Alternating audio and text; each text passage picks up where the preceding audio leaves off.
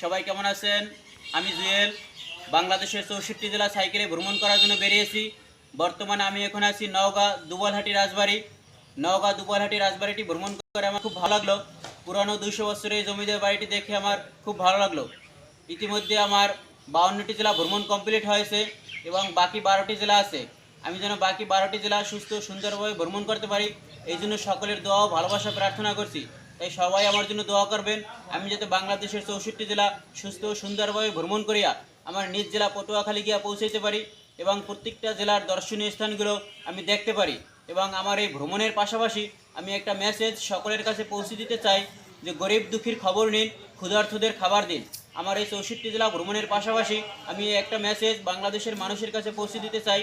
তাই সবাই আমার জন্য দোয়া করবেন, আমি যেন সুস্থ সুন্দরভাবে বাংলাদেশের প্রতিটা জেলা ভ্রমণ করিয়া আমার নিজ জেলা পটুয়াখালী গিয়ে পৌঁছতে পারি। তাই সবাই আমার জন্য দোয়া করবেন।